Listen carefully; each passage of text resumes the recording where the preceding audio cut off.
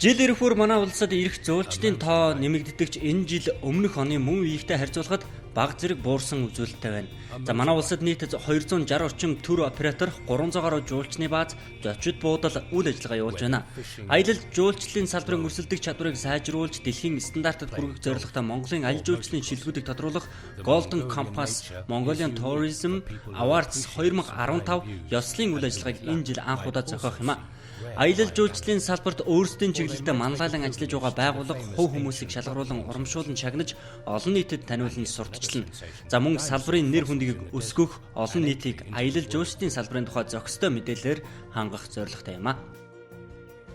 Зөвхөн одоо нэр бүхий том ресторанууд гэхээсээ илүү одоо юу гэдгийг илүү их байгальд эко жуулчдын сэтгэлийг татдаг хүмүүсийн орох дуртай цайны газар байсан ч болно гэсэн ийм категориор 9 төрлийн категориор шагналах гэж байгаа. За шагналын ач холбогдол нь яг юу юм бэ гэхээр ерөнхийдөө бол энэ нэг зүгээр нэг цом гардуулаад нэг шилэн өргөмжлөл гардуулаад өнгөрөх биш.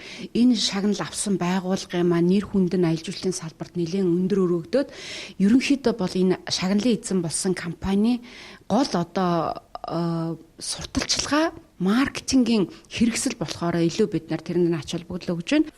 Монголын аялал жуулчлалын холбооноос санаачлан байгаль орчин, ногоон хөгжил, аялал жуулчлалын яам, нийслэлийн аялал жуулчлалын газартай хамтран зохион байгуулж байгаа тус арга хэмжээний тухай шалгарсан байгууллагыг олон нийтэд таниулах, карьерийг нь өсгөх давуу талтай юм. Аялал жуулчлал явуулж байгаа нутгийн байгаль экологид хамгийн бага сөрөг нөлөө үзүүлсэн. За Монголын соёлын тухай цогц мэдлэгийг жуулчдад олгодог, зөвөр сурталчилдаг, татвар сайн төлдөг зэрэг олон шалгуурыг үндэслэн шалгаруулах юм байна. Байгууллагуудаас ирэх материалыг энэ сарын 25-ны хүртэл хүлээн авна. Ёслолын үйл ажиллагаа ирэх сарын 10-ны өдөр болно.